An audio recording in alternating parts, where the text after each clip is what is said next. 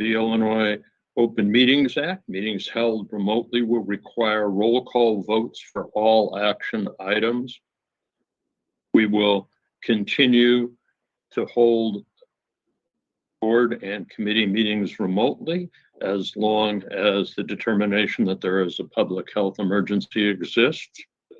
Can the secretary please call the roll? Director Deere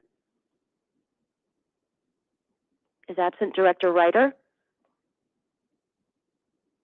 Here. And Chair Ketting? Present. You have a quorum. Okay. As far as the next meeting, the actual schedule hasn't been established, but the assumption is that there will be a meeting in January, so stay tuned. Is there any public testimony? Anyone registered to testify orally or submit written testimony? We did not receive any registrations to provide oral testimony, nor did we receive any written. Okie doke.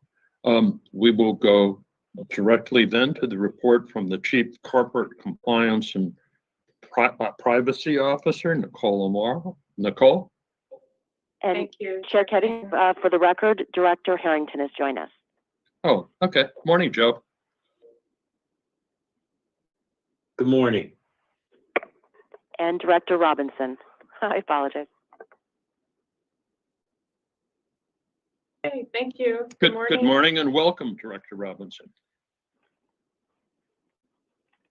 Good morning. Thank you. Thank you. Nicole Amaro, Chief Compliance and Privacy Officer.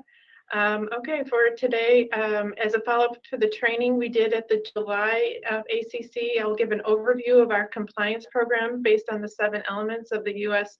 Federal Sentencing Guidelines, and then share metrics for both the system compliance program and county care. I also have county care recoveries to share as well. Next slide, please, Debbie. Okay, compliance overview, thank you. Okay, this slide is the same slide that we had in July training, and the purpose for our CCH compliance program and any compliance program is to prevent violations of law, rules, and regulations, detect violations as they happen, and correct any issues. Below those 3, prevention, detection, and correction, you'll see the 7 elements, and you'll see that we have put a lot of work into each of these elements. And with each passing year, our goal is to enhance, expand, and improve each element. So let's take a look. Next slide, please. The first element is written policies and standards. We have our CCH Code of Ethics, and we have our CCH Compliance and Privacy Policies. The Compliance Office has 27 policies currently. 3 new since I've been here, 2 addressing research and one on teaching physician supervision. And then we also have county care specific compliance policies as well.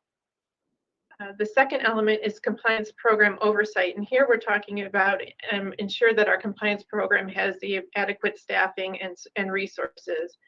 And our staffing levels are low. We lost our county care compliance officer at the end of August. But I am excited to say that we just hired a new analyst that has come from University of Chicago with extensive lab experience, and he's now in his third week. Moving on to the fourth element, education and training. Our new employee orientation is in person, so we do that at every new employee orientation. And the Code of Ethics, HIPAA, and Fraud, Waste, and Abuse training is on our learning management system, and everyone, all employees take that annually. And our current focus is to improve these with the use of videos and making them more interactive.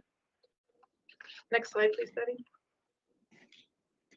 This is Director Harrington. I have a question. I'm sorry, I didn't see your hand. Sure. Yeah, you indicated your staffing is low, and you mentioned just one person. What percentage? How many staff do you have? How many vacancies do you have? We have 5 staff, and we have 11 positions, so we're short 6. Okay, over 50% then. Yeah. Thank you for asking. But I would add, do you want to elaborate, Nicole, on some of the things we have done to help augment while we're recruiting? Because we Sure. have brought in additional resources. We do. We have one contract staff member 100%, and then we have a bevy of other resources that we use ad hoc. For example, there is another contract person that does our reporting for us quarterly, one report for county care. So we do have contract staffing available, and we use them. So this doesn't impact your ability to reach or achieve your metrics, because I assume you have metrics related to the things you're supposed to do. No, it hasn't, and you'll see when I get to the metrics slide. I'll be able to show you where this minimal staffing is affecting us. We to report those metrics, we have to do double reporting, and because we are so short-staffed, I'll show you in a few slides that that's where it's impacting us, but our numbers are all up. Okay, thank you. So if you just hold on, we'll get there in a second. Thank you for asking. Okay, the fourth element is effective lines of communication, and our CCH hotline is both phone and online capabilities. What we're working on with the hotline is an education module to detail what you would run to report there versus other reporting platforms. We have an open door policy, and in November is Compliance Awareness Month, so we're working on outreach efforts for that week. The fifth element is internal monitoring and auditing. And on the provider side, we do for-cause and follow-up audits. And then on the county care side, we have annual vendor compliance audits where we audit all of our vendors for their compliance with the contract activities. And we also do biannual county care access survey to determine who has access to what platform and if they're using it and if they need it. So that's biannual. The sixth element, enforcement of standards and disciplinary guidelines. We have our non-retaliation policy, and our disciplinary action is done by HR. It's important to have appropriate and consistent, be appropriate and consistent when it comes to discipline, and HR does that function for all of us. Our non-retaliation policy is to protect employees who report concerns in good faith. Currently, our non-retaliation policy is housed in our hotline policy, but we're in the process of developing a standalone non-retaliation policy. And then the last element, response to offenses and corrective action. Not only must we provide corrective action expeditiously, but we have to report and repay obligations if necessary, and we need to do so within 60 days. So we have several law and consulting firms that assist us with this as needed. And on the county care side, we have monthly, quarterly, and ad hoc HFS reports and reports to HFS OIG as well. Next slide, please, Debbie. Okay, now we'll move over to provider metrics, and we have quarter 1 through 3, December 1st, 2021 to August 31st, 2022.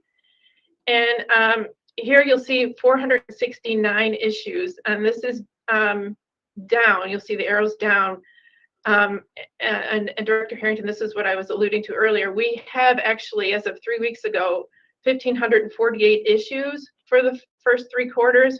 However, due to staffing levels, we have only entered 469 in our tracking database. That's because of the dual entry that I was talking about earlier. Last year, we had 916 for all of 2021. So 1,548 in 3 quarters is a significant increase. Next slide, please, Debbie. Nicole, Oh, go ahead. Yeah. you say that there's dual entry. Yeah. Why is that necessary, or is that something that could be a system fix? Just curious. Yeah, it's a good question. I had to do this across the street as well. There isn't a platform that I'm aware of that gets to this detail that we need in compliance in one stroke. So I'm on the lookout, but it does. I had to do the same thing previously. Our hotline does allow reporting like this, but it doesn't have the detail yet. So I have had conversations with Navex, our hotline vendor, who does a majority of hotlines for hospitals and health systems, and they're working on making it more detailed. But right now, it isn't there. Yeah. Okay. Yeah. Okay. Next slide, please, Debbie, if there's no more questions. County care metrics we have for the full state fiscal year, July through June 30th, 2021. Oh, that's 2022. Okay. Good news on the county care side. Numbers are up across the board. 707 compared to 469 in 2021. As you can see in the footnote, the reason for this is twofold. We have enhanced our tracking capabilities to include compliance efforts related to our county care vendors. And also new this year, compliance is reviewing all contracts. And that's the reason for the 77 to 236 jump you see in contracts. Next slide, please. Thank you. Lastly, we'll look at recoveries for the full state fiscal year 2022 compared to state fiscal year 2021. In total, we identified nearly 4 million and collected nearly 7 million. The reason for this significant increase in collected overpayments from 2021, 7 million versus 1.7 million, is that resources have been added to assist with the backlog for the from the public health emergency pause. In totals from 2021 and 2022, 10 million identified and nearly 8.6 million collected. While we can't expect everything that is identified will be collected, we also have provider appeals, providers never submitting claims that we then can garnish, and settlements that make this gap larger. The initial time payment it takes to get money collected can take from 6 months to 4 years, if not longer. So it's a long time frame. I think that is it. I'm happy to answer any questions if there are any. Yeah, I have a question about the issue of fraud. Is it mostly internal or external or just a mix? On the county care, and we have that bucket for both county care and on the provider side. So with fraud, we mean fraud, waste, and abuse. So that can be anything from billing incorrectly to not using resources adequately, not documenting as we should. It's a whole host of things. Okay.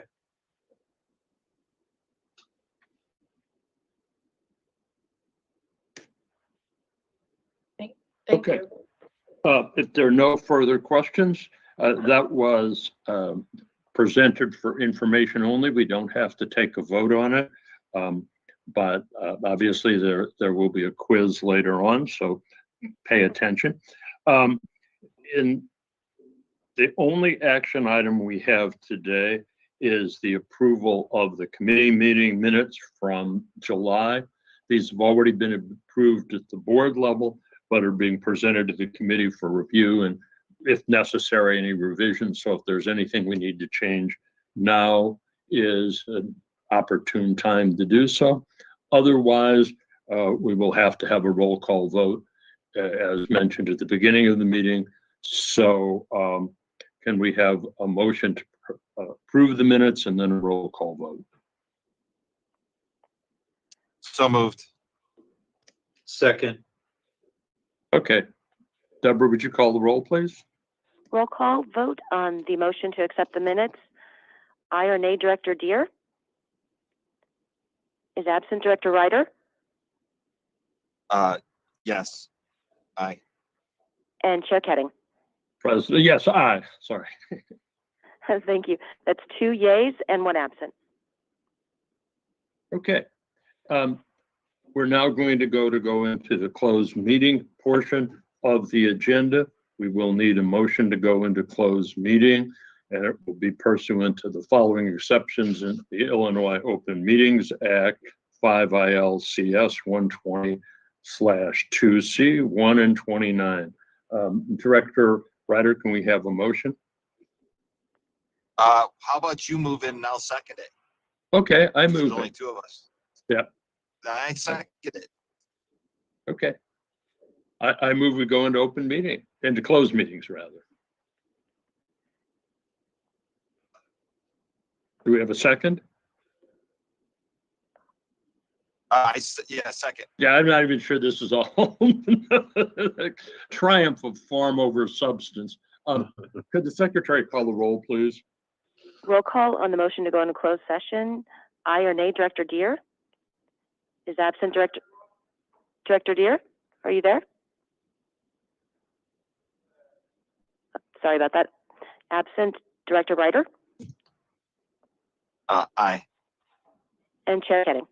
Aye. So you have Okay. 2 yays and 1 absent. And for the record, Director Story has joined us too. Okay, and we need to disconnect from the open meeting and go to the closed meeting. So I have a feeling this might take me a second, but I'll get there as quick